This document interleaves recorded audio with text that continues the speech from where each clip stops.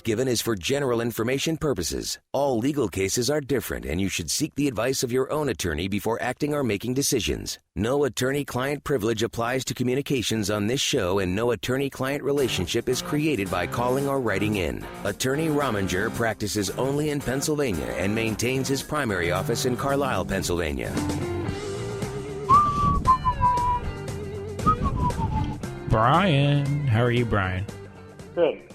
What's your legal question for Herr Rominger? Would have to do with if there's any legal remedy to stop sales pamphlets showing up at your residence. I'm going to interrupt you for 1 second. I get this call periodically, and it basically goes like this, right? And when you say sales pamphlets, or we could call it the Patriot Weekend News or whatever, and somebody's throwing it on your lawn, sticking it in your door or whatever, right? Correct. And it's, right, and if you're away for an extended period of time, they accumulate, and sometimes they're stuck in the flag in the mailbox. They're just a nuisance, and it's almost like a littering violation. Yeah. Well, when I'm burglarizing places too, I frequently look for a stack of those things outside the front door as a good sign that nobody's been home in a while. Indeed. But the answer is, at least what our callers have told us, is you can sometimes go and complain to your borough or township, and get them to try to cite the person who's doing it. The problem is, if it's, the Domino's pizza flyer 1 month and then 2 months later it's some other random flyer, it's hard to stop, right?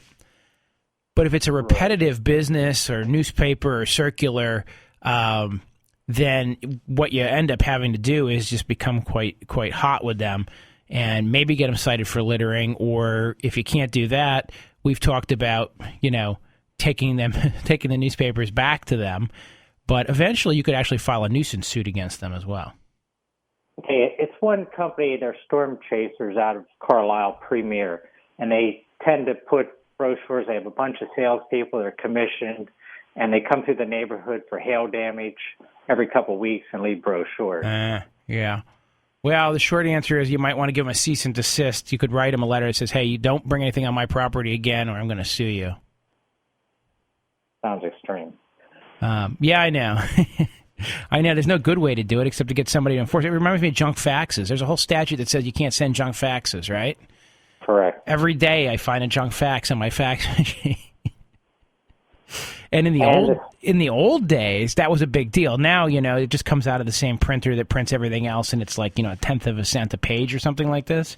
But do you remember in the old days when your fax machine was filled with that crazy film and you could only print out 30 or 40 pages before you had to replace it? Sure. And then somebody would send you a fax, and you'd be like, they just wasted 28 cents on one page, or they just used up all my good fax paper, so now I can't get the important fax I'm looking for. Here, the level of the nuisance isn't that as extreme, but your remedy, again, is not going to be, there's no simple remedy. All right, and a follow-on, unrelated, the Unfair Trade Practices and Consumer Protection Law, PA 73. Have you had any success litigating with that? Yeah, we've won some issues in there before. Now, there's a few provisions that are for the Attorney General only, but there are, allegations you can make, consumer fraud, bait and switch, those sorts of things. And yeah, we have actually, but I don't think we've ever actually litigated one. And what I mean by that is to the point of a verdict, because they're usually pretty easily clear violations. And what happens is somebody goes to see the lawyer, meaning the company, and the lawyer goes, yeah, you really can't do that. So they offer to make the person whole or sufficiently whole that it's not worth litigating.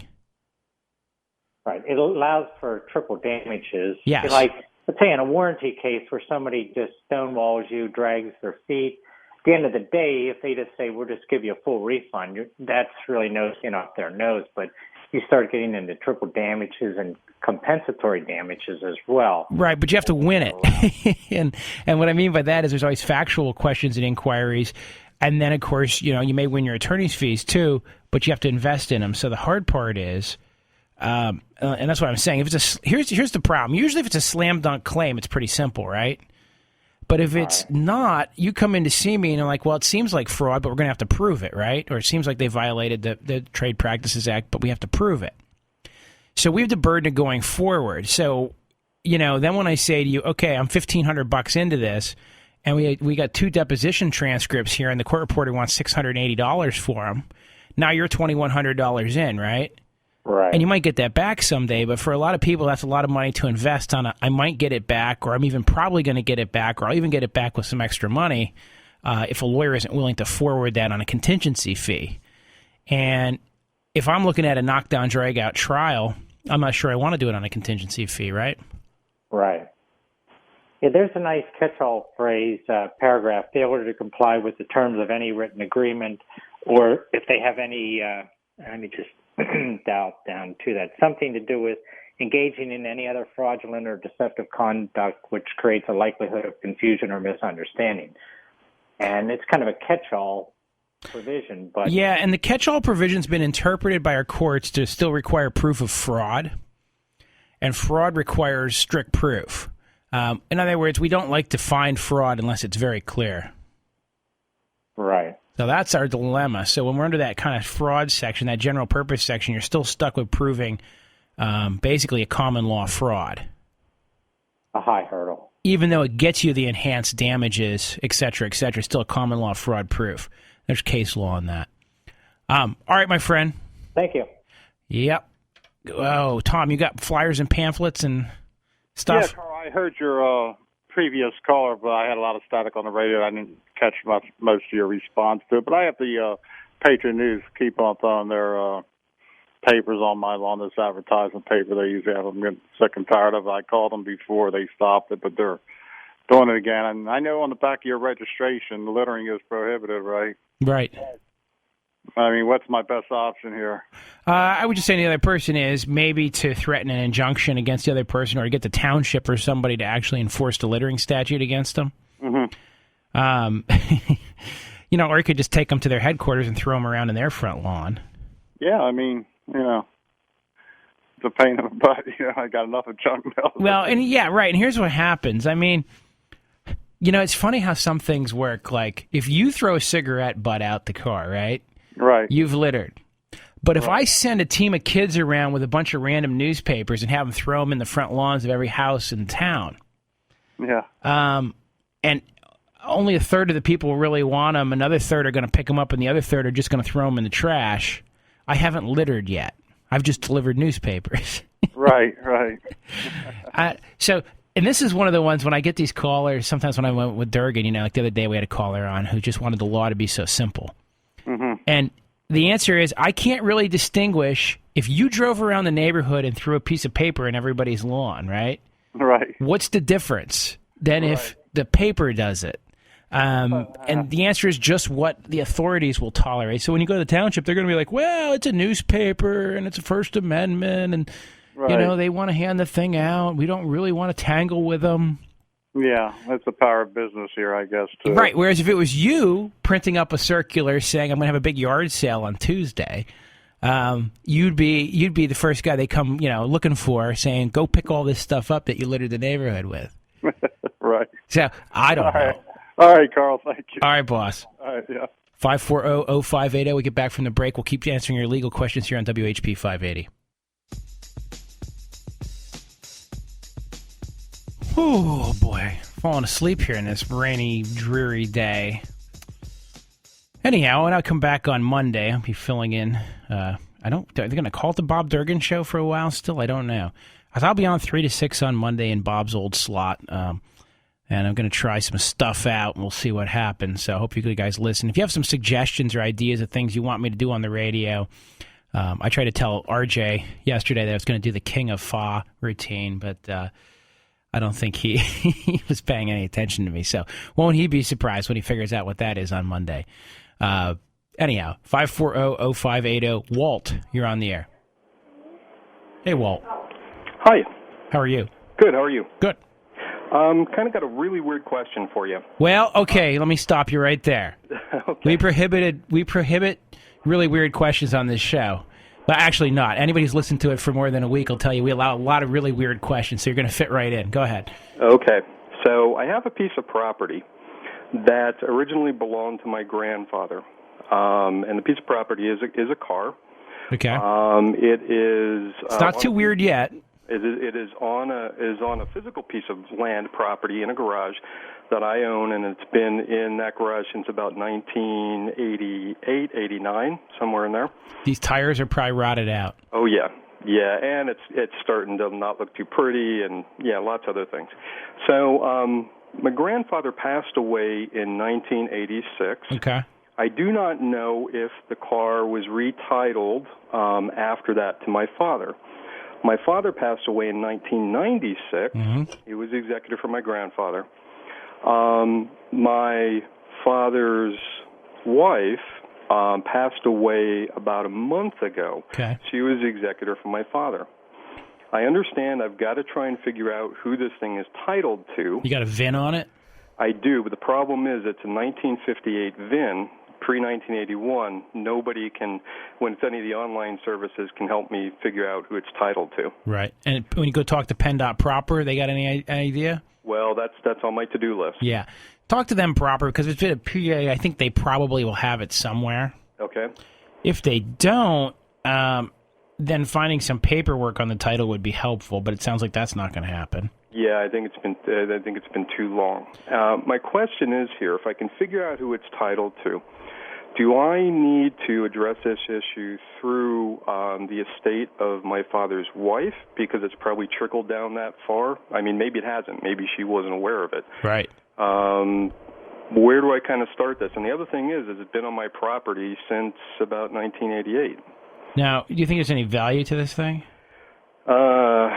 Maybe for those guys who are on a Discovery Channel who refurb cars, but no, probably not. No real value. No. Okay, well, one way is to get a salvage guy to come in and take it. Okay. And they have the ability, they can bypass the titling system through their own little series of quirks, okay? Mm-hmm.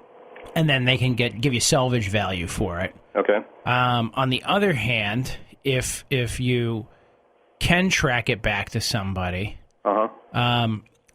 then you have to see where it sits in the chain of the estates, right? Because it sounds like it went from your grandfather to your father to your mother, maybe. Yeah, to my father. So then the next question would be, could you? I think if nothing else, you could go to court of common pleas and say, Judge, here's the VIN number for this vehicle. Here's where it was. Here's who it belonged to and when. It doesn't look like it's ever transferred. And are you the natural heir, or do you have to share this stuff with anybody? No, I'm the natural. Matter of fact, my name is the same as my grandfather's was, except for the second after it. Gotcha. But there's no, it didn't flow in three other directions at any point. No. So you could plead that all out and probably just get a court order if PennDOT wanted it, giving title to you. Okay. All right? Okay.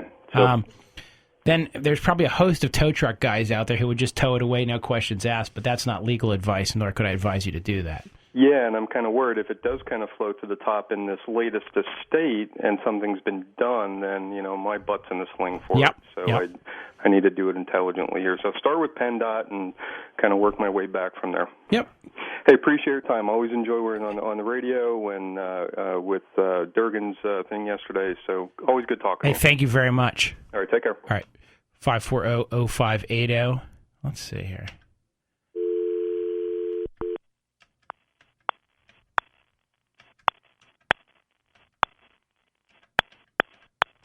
See if we can get my mom on the air here. She's probably sitting around doing nothing. Don't you think she should answer the phone faster than that, Shane? It's not like she's got a life or anything, or she could possibly be out and about. Maybe I should call her cell phone. I'm surprised she can even use a cell phone sometimes. No, not really. Hello. Please leave a message after the tone.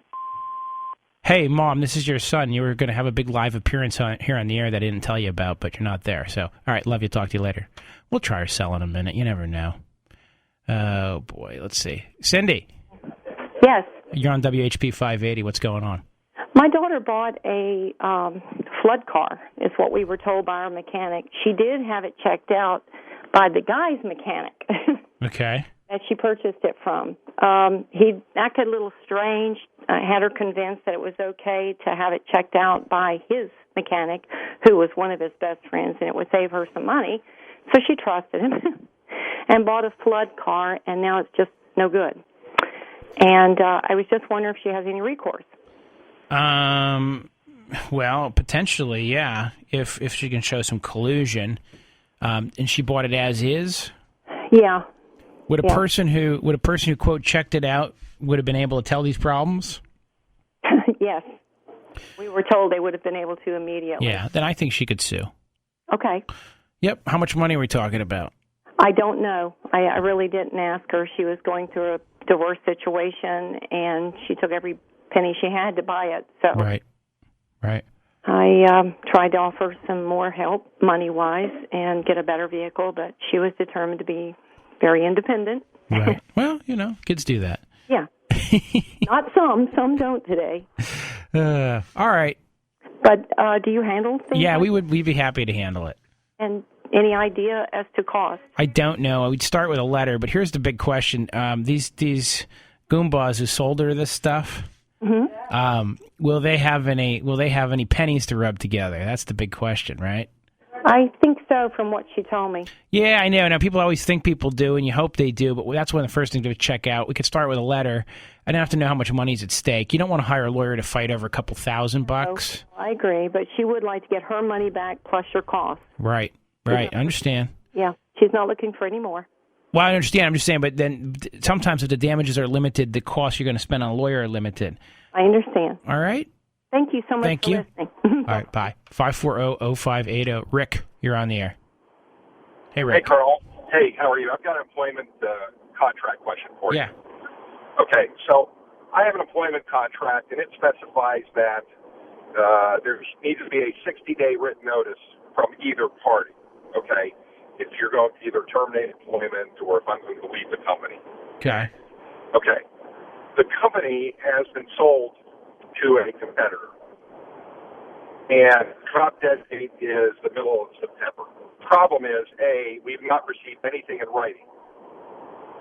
And the second issue is we've not received the new offer from the new company. They're supposed to be making us offers, but we haven't gotten them yet. Okay. And we're past that 60-day point. So my question is, if I do not go with the new company, if I leave, and they've not given me 60 days notice in writing, which is what the contract specifies, right, are they liable for damages? If the contract allows for damages, then quite possibly yes. I don't think the contract specifies yes or no. Gotcha. It just specifies the time period. And it's a work at will situation, probably other than the contract. So if there's not a direct violation of the contract and or one that allows for, a remedy, then maybe just a breach of the employment agreement is allowed. Okay. Just thinking this through without seeing it, I'd really want to see everything that was in there. Right. The other thing you can always do is you could always send an email saying, hey, or somebody pointing out that, hey, you guys are not complying with this. So, it's creating a problem. Right. But nobody ever wants to be the guy. Nobody wants to be the volunteer to send that one. Right, exactly. And, and the problem is I have a couple of other offers. Uh-huh. And I kind of want to compare them. I'm pretty sure that I'm not going to stay, but I haven't tipped my hand yet because I really kind of didn't want to do that until I knew where things were going to go. Right. Especially if they would be liable for, 2 to 4 weeks of my salary. Right. And I don't know the answer without really looking through the thing. Okay. All right, boss. All right. I guess I'll have to give you a call. Yeah, or just get a hold of us and get a phone appointment with me. And then a lot of times if you get the email, you can tell the staff you can email it in ahead of time. And that way when we talk on the phone, I can have the contract right in front of me. Okay, very good. All right. Carl. All right, thanks, Rick. All right, bye-bye. That'd be pretty cool to do someday. Get this show where people can send a document in and we can put it right up on the internet and we'll all talk about it. How boring would that be? Okay, if you need to liquidate an estate or business, I recommend you call RJ Gold Auctions. He can buy outright or sell items at auction. RJ can be reached at 645-0061. That's 645-0061. He purchases outright items such as pins, medals, patches, tokens, badges, awards, and most historical collectibles. He can pay you right away. RJ Gold, 645-0061, 3712 North 6th Street, Harrisburg. Plan to attend RJ's awesome auction Sunday, August 25th, 1 p.m. at the American Legion in Harrisburg. PA licensed auctioneer number AU005798. Again, that's RJ Gold 6450061. He's got his awesome auction on Sunday, August 25th. I may stop down at that to see what they have. Shane, can we put that on my calendar? Yeah? Okay, good. And CDL Labor Logistics is seeking qualified commercial drivers with clean records. Call them at 866-293-1880 for long-term, high-paying, no-touch positions, both local and regional in PA, Maryland, New York, and New Jersey. As well as, I think they said they have sleeper operations, team driving available cross-country, guaranteed $75,000 a year, last I knew. That's 866-293-1880. And don't forget to stop at Big Mike's Beer Outlet, 1455 East Main Street, Annville, PA, and tell them Carl Rominger sent you. I'm going to Harrisburg Beer and Cigar right after the show here. See you after the break. Oh, boy, somebody just Facebooked me and say, I got to say the Canadian side of Niagara Falls is much better than the U.S. side, just saying. Well, if you want the full Horseshoe Rainbow Falls experience, I guess you do have to kind of cross the river there. But Goat Island's on our side, so, which reminds me, let's see if that lady is available yet. I can't talk while I dial at the same time because I have to try to remember her number. Call has been forwarded to an automated voice. She's hiding. I hate when my mother hides like this. What did I do? What have I done to you, Mom? Why are you hiding? Please record your message. Okay, she didn't hear that. We won't actually leave her a message. 540-0580 if you want to get your legal questions answered. And, of course, I'm going to be Monday filling in for Durgan.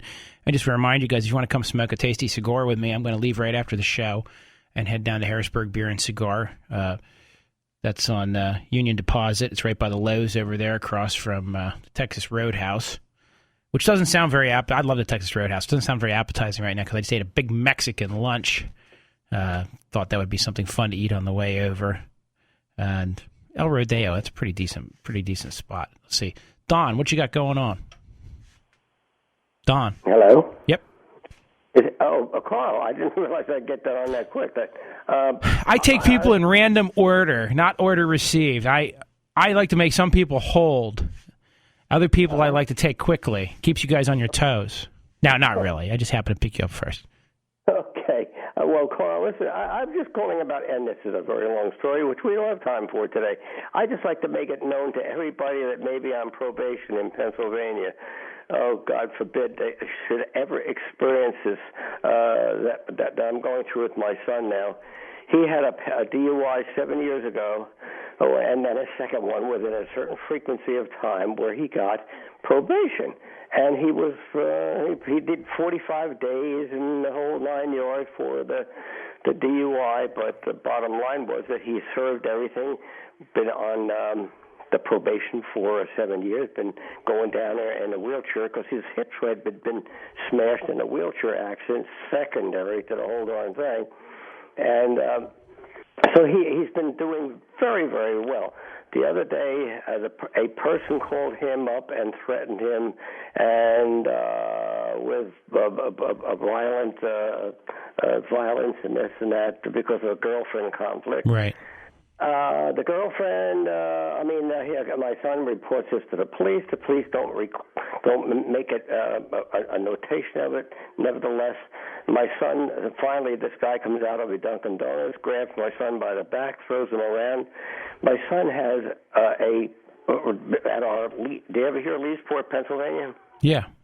Yeah, okay. So he's up at Leesport, and he buys one of these little pen-light-sized stun guns. Don't do that if you're on probation, man. That's what I'm trying to say, because by using that stun gun, he was accused of using a prohibitive defensive weapon, and now he's back in the pokey there for the last 45 days, and they don't even issue any bail. Right.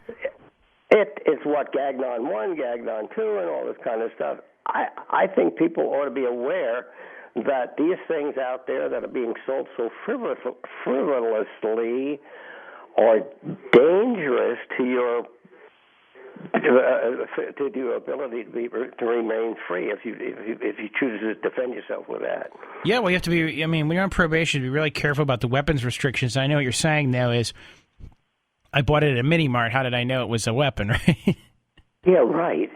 Well, I'll tell you how he's supposed to know. He's supposed to know by using the common sense of reading the damn probation restrictions. That's what I say. Here's what I would do. I'm just saying, if I were on probation, I've never had anybody do this, but I maybe should start doing this for my clients. Take your written terms of probation and laminate them. And then take a magnet and stick it to the refrigerator, and once a week, review it.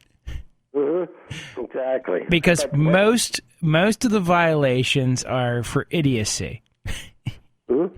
Number one cause of a probation violation, idiocy. Well, yes, and what they call technical violations, which is a various and sundry amount of things that you could be accused of. I mean, these probation officers can pick just about anything out of a tortilla. Well, that's another thing too. If you have a probation officer, it pays to treat them with respect, even if they're not the nicest person in the world. Because, you know, if you're in the cage with a bear, you probably shouldn't be poking the bear with a stick. Right. Exactly. I mean, just saying. So, that's what I want to do. I want to get the word out to anybody that might be listening to you, and God bless you. You have a wonderful program. That on a probation violation, take your word for it. Put that up with a magnet on your refrigerator and read that every damn day, because if virtually anything you can do, you know, you're going to be held accountable for. But I have a problem with this anti-constitutional no bail can be set for a probation violation. Well, let me explain. Pennsylvania is an indeterminate sentencing state, okay? So if you get probation or you get a jail sentence, let's say 1 to 2 years, or let's just say you get 1 month to 23 and a half months in the county. After your month is up, the way the courts look at it is we don't have to let you out at your minimum. Mm-hmm. So since we could hold you to your maximum, we don't have to give you bail or a lot of process whatsoever to keep you back to your maximum. So what happened was Gagnon, as you talked about the Gagnon hearings, that's Gagnon, Mr. Gagnon was a man, so it's Commonwealth v. Gagnon, and there's Gagnon 1 and Gagnon 2. And the idea was, okay, because in the old days they would just pick a probationer up, and that was sort of the end of it, take you in front of a judge eventually, maybe resentence you, whatever. They said we have some procedural protection. So at a Gagnon 1 hearing, there has to be probable cause to believe you committed a probation violation. Then we can hold you for which should be done within 10 days. We can then hold you for a Gagnon 2 hearing. Carl, what should be done within 10 days? I believe the Gagnon 1. Oh, the Gagnon 1. Okay, well, that was not within 10 days, but it did occur. Okay, so now for Gagnon 2, there is no amount of time. It's when the judge decides to do it. Right, and here's the other thing now. A lot of times when the prisoners go into prison, they all sign something where they waive their Gagnon 1. You mean when they go into prison for the first time? Well, I mean when they get picked up on their probation violation, because what ends up happening is, you know, here's the answer. Usually when you're picked up on a probation violation, you probably did something, okay? And the guys know they did something, or maybe, but the probation officer or some prison official presents you with a form waiving your Gagnon 1 hearing, and it's sort of suggested to you that, you know, cooperating will be seen as favorable when it comes to figuring out what your probation hit is. Right. So we find a lot of guys waive Gagnon 1 before their family or themselves even have time to reach out to a lawyer. Although, frankly, you're not going to win Gagnon 1 most of the time, because probation officers... Let me explain the difference between a police officer and a probation officer, okay? There's a lot of differences. But probation officers a lot of times are trying to help people, okay? Believe it or not. And their goal is to rehabilitate or supervise. At the very bare minimum, it's to supervise. At the best case scenario, it's to rehabilitate. And there's a lot of really good probation officers. What they do a lot of times is they don't try to lock people up, okay? So if you call the police and say somebody robbed my house, the police are going to arrest that guy and he has to go into the system. If a probation officer finds that a parolee forgot to give an updated address or didn't mention that he lost his job a week ago, they may bring him in and berate him, but they don't necessarily violate him right away. Okay. Or they give a hot urine and they say, okay, we found some marijuana in your urine, so we're going to hold you or if you do it again. My point is usually by the time a probation violation is lodged, Usually by the time a probation violation is lodged, you haven't done anything. The times when it's out of control of the probation officers when you catch new criminal charges and they lodge a probation detainer on you because of the new charges. There, the probation officer hasn't sought out to do anything or to discipline you or drag you in. That's just a matter of course. So if your crazy ex-wife wants to make up a false allegation, you can end up jammed up on your probation because the, quote, new simple assault allegations, even if they're false, may cause a probation detainer to click through. Exactly. Well, now the person that came up to assault my son, and I say that, and literally that he whipped out this stupid thing that I told him not to get. The guy, he's got a warrant out for him that they had not executed yet. I mean, I'm in a world of what the heck is going on with the whole system. You know, that they don't take a little bit into and get this Gagnon 2 moving along. Right. You can sit up here in the Berkshire prison here for forever before anything gets moving.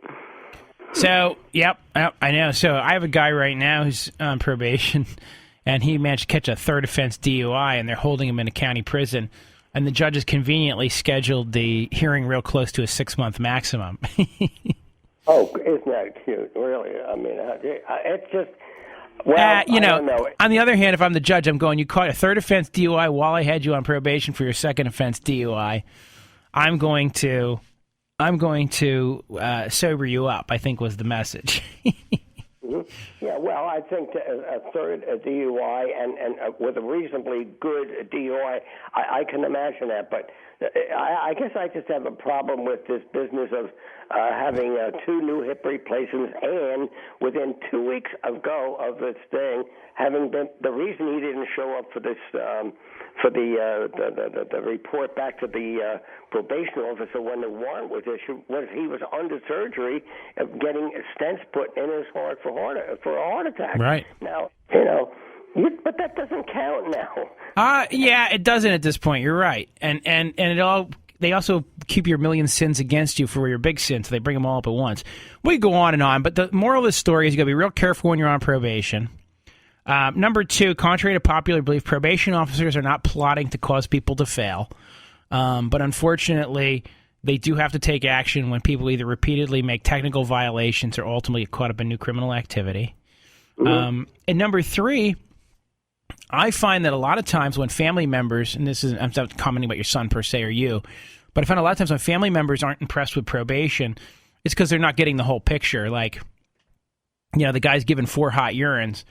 They finally pick him up, and mom thinks he's being persecuted and comes to my office and tells me that her little baby's being, you know, unfairly singled out. When I go talk to the probation officer, he's like, has he told you about the 3 other hot urines they let him go on? And you go talk to the client, and the client's like, well, my mom was in the room. I didn't want to say anything in front of her. Right. Well, yeah, but Carl, the basic thing that now that we conclude this with is, if you're on probation, take what you just said to heart. That probation is nothing to be sneezed at. You better be darn careful of what you do while you're on probation. Right. I agree. 100%. That's it. And so. Anyway, I was going to write you and ask for your help and put it in a form letter to you, but I'll still get back to you. I don't know what else we can do now. We're still waiting for a Gagnon 2 anyway. So. Right. I do that. I go to a lot of Gagnon 2 hearings. All right, my friend, take care. Thank you, Carol. See you guys after the break, 540-0580.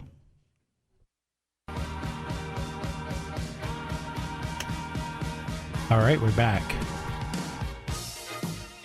Carl Rominger here, answering your legal questions, 540-0580. Of course, I'm going to be heading over to Harrisburg Beer and Cigar.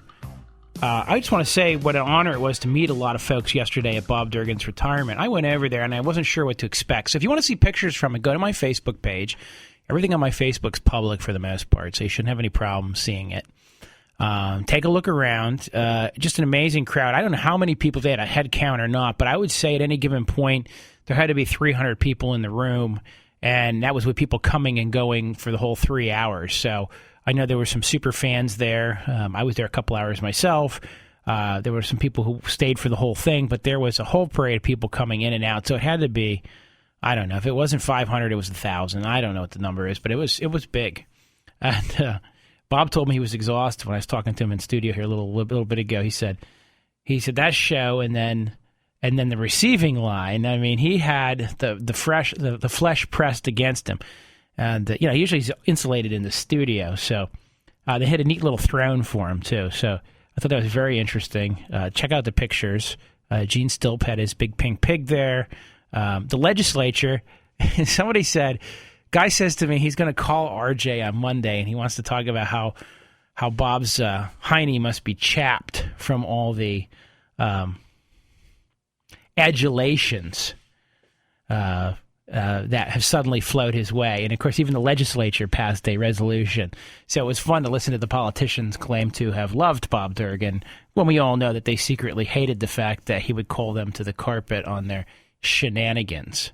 Bill, you're on WHP. What's going on? Well, Mr. Rominger, my question is about summary judgment. And it seems that the whole course of a case at law, specifically in this one a lawsuit, can just go right out the window. The whole case is gone. And my question is, does the opposing attorney, the attorney whose side the summary judgment is going to go against, does he get notified that the judge is making this decision? For summary judgment? Yep. Well, the way summary judgment works is one side files. Yep. The other side has 30 days to answer. And then it usually has to be placed on an argument court or assigned to a judge for disposition, right? And then there's usually a briefing schedule. Right. And then maybe an oral argument. Mm-hmm. And then after the briefing schedule is complete, and oral arguments had, if there is one, then usually the judge will issue a decision. But the timing of that decision, nothing strict about that. Okay, so an attorney who claims that he didn't know the judge was making that decision is full of soup, right? Well, possibly. I mean, unless somehow it ended up in front of the judge without them realizing it. It's possible. I just got a precipice the other day from the court telling me that something was placed on a list and that we had a brief due, and I'm looking at it and I'm going, well, when was this placed on this list and why do we have a brief due and why is it telling me, it's sort of basically saying it was put on this day, but why am I getting it 2 days before the brief's due? I'm trying to figure it out. And the answer is, I don't know, somebody lost it, somebody didn't fill it out till the last minute. Well, I don't know. So what did we do? We filed a motion and said, hey, you guys just told us we have a brief due in 2 days. That's not enough time to complete a brief in this matter because the order that scheduled this or the precipice that scheduled this should have gotten to us sooner and we'd have known about it. Right. So there are problems sometimes, and the law presumes that service by first-class mail is effective. Now, studies have shown that as much as up to 1% or 2% of first-class mail never arrives at its intended recipient. Well, yeah, they got a lot of recent high school graduates working in the post office. So anyhow, the question on this is, well, if once the summary judgment's decided, then either side can appeal it as well, if it disposes of all the claims. All right, so you can appeal a summary judgment. If it goes against you and knocks you out of court. Right, but then you're essentially asking a judge to reverse himself, or does it go to someone else? It ends up going to the state appellate courts. Okay. And then you ask the 3-judge panel to reverse that judge.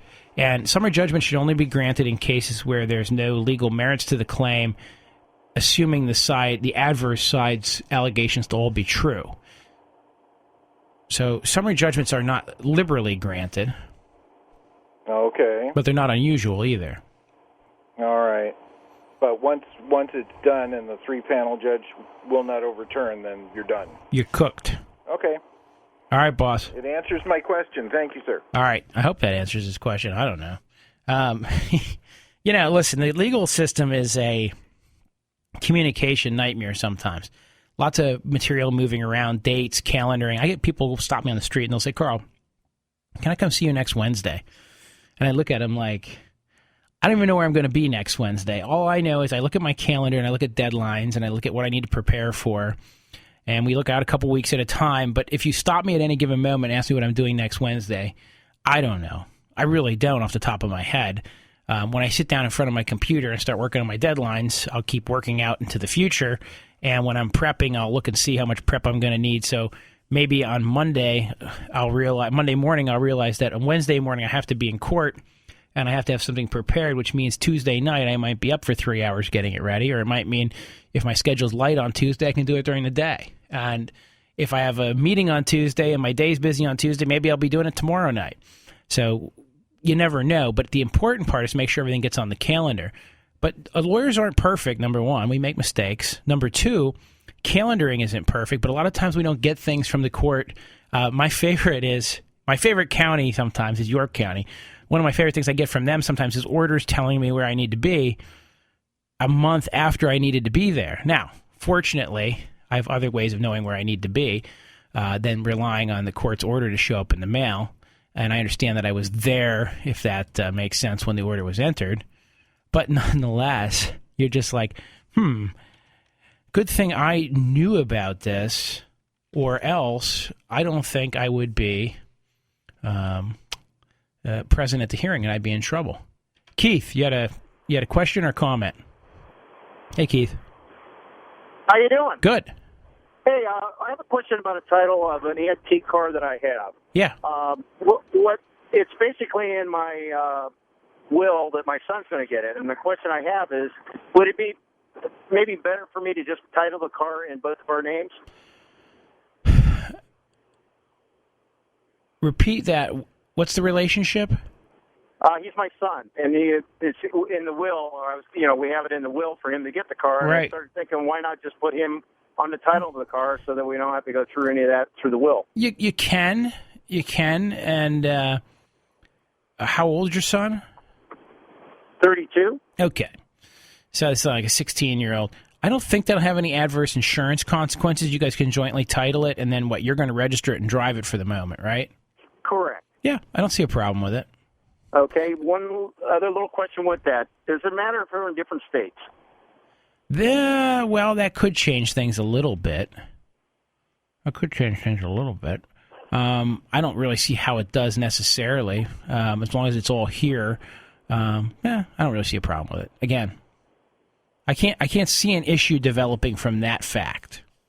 Okay, and is there any difference between whose name is on top or whatever? I know it's like homes and stuff like that. Sometimes they say put this person's name on top because they got the better credit or whatever. I don't think it makes a difference in that case.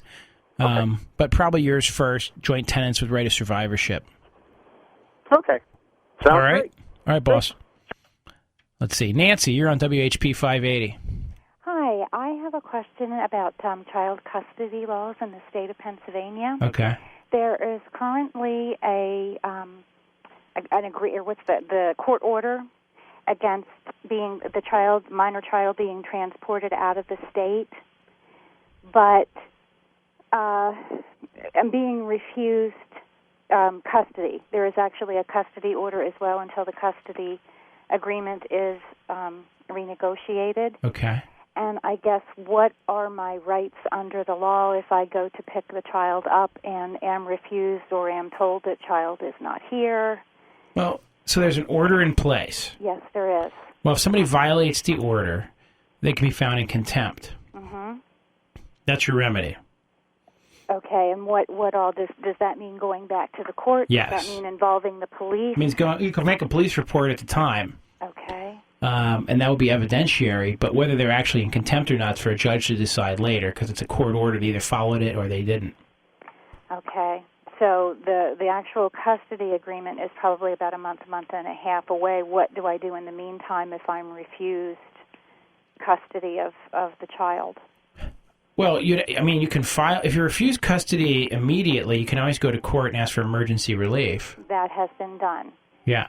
Well, then if you have an emergency hearing coming up, that's going to be the soonest, and it'll be held against the other side. But you can't kidnap the child, and you can't breach the peace.